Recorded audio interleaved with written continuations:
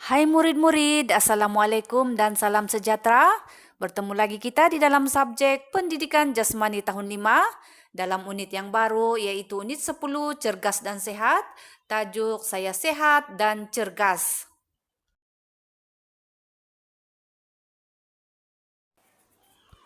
Objektif pembelajaran, di akhir pengajaran dan pembelajaran nanti, murid dapat melakukan aktiviti meningkatkan kapasiti aerobik dalam jangka masa yang ditetapkan. Murid dapat mengaplikasikan prinsip FITT, yaitu frekuensi, intensity, time, and type dalam meningkatkan kapasiti aerobik. Murid dapat menyatakan perubahan kadar nadi sebelum, semasa, dan selepas melakukan aktiviti meningkatkan kapasiti aerobik.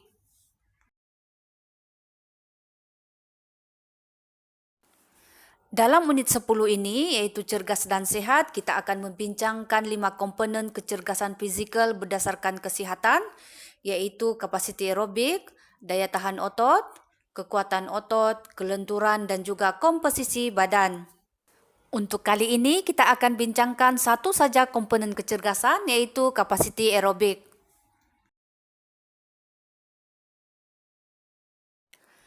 Murid-murid, kapasiti aerobik merupakan keupayaan, kemampuan ataupun kebolehan melakukan aktiviti fizikal seperti bersukan pada suatu jangka masa yang lama tanpa berasa letih. Keadaan ini menunjukkan jantung dapat berfungsi dengan baik untuk mengepam darah dan juga membekalkan oksigen ke seluruh tubuh badan.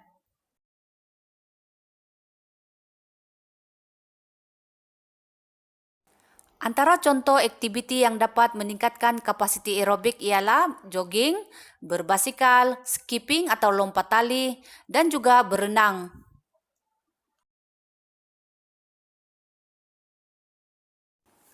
Senaman yang dilakukan untuk meningkatkan kapasiti aerobik perlulah mengamalkan prinsip FIT, F-I-T-T. FIT merupakan singkatan bagi perkataan F iaitu frekuensi, merujuk kepada kekerapan melakukan senaman. I iaitu intensity, merujuk kepada tahap kesukaran senaman ataupun aktiviti fizikal yang dilakukan. T yang pertama adalah time, iaitu merujuk kepada tempo masa melakukan senaman. Dan T yang kedua adalah type, iaitu merujuk kepada jenis senaman ataupun aktiviti yang dilakukan.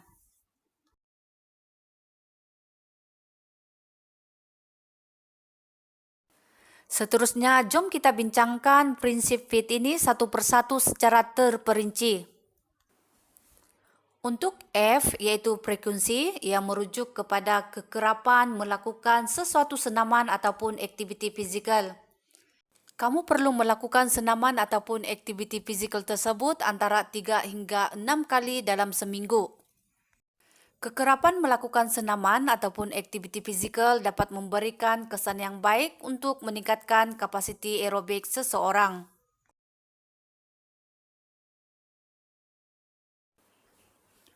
Untuk I, iaitu intensity, ia merujuk kepada tahap kesukaran sesuatu aktiviti yang dilakukan. Tahap kesukaran itu diukur berdasarkan kadar nadi sebelum, semasa, dan selepas melakukan aktiviti.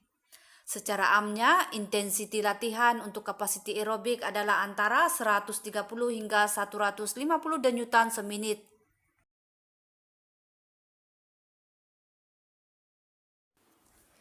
Intensiti latihan untuk senaman meningkatkan kapasiti aerobik dikira berdasarkan kepada kadar nadi latihan ataupun singkatan KNL, iaitu dalam zon 60% sehingga 80% daripada kadar nadi maksimum, yaitu KNM.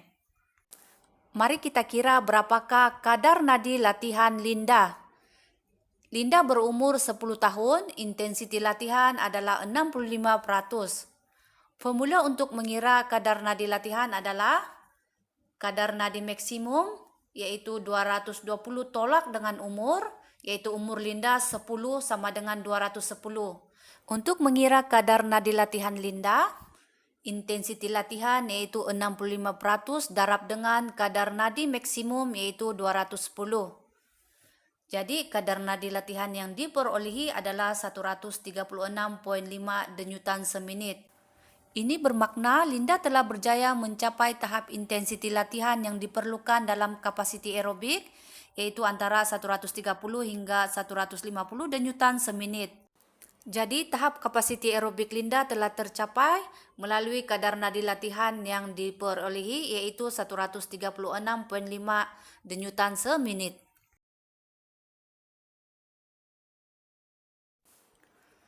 Terdapat 3 tahap kadar nadi yang perlu dikira, yaitu yang pertama kadar nadi sebelum bersenam, yaitu 60 hingga 100 denyutan seminit. Kadar nadi semasa melakukan senaman, yaitu antara 130 hingga 150 denyutan seminit. Dan yang terakhir adalah kadar nadi selepas bersenam. Selepas bersenam, kadar nadi akan beransur-ansur menurun sehingga ke tahap yang normal, yaitu antara 60 hingga 100 denyutan seminit. Prinsip FIT yang ketiga yaitu T, time, yang merujuk kepada tempo masa yang diperlukan untuk melakukan senaman ataupun sesuatu aktiviti fizikal.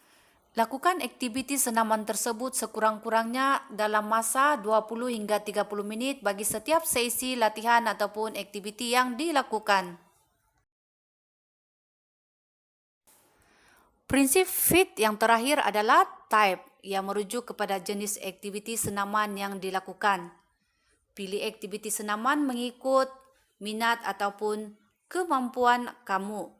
Antara contoh aktiviti yang dapat meningkatkan kapasiti aerobik, seperti yang kita telah bincangkan di awal perbincangan tadi, yaitu berbasikal, jogging, skipping ataupun lompat tali dan juga berenang.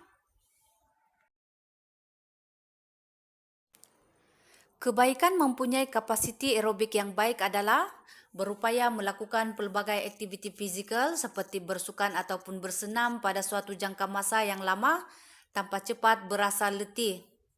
Jantung juga dapat berfungsi dengan baik untuk mengepam darah dan juga membekalkan oksigen ke seluruh tubuh badan. Individu yang mempunyai tahap kapasiti aerobik yang baik dapat menjalani kehidupan dengan lebih sehat dan cergas.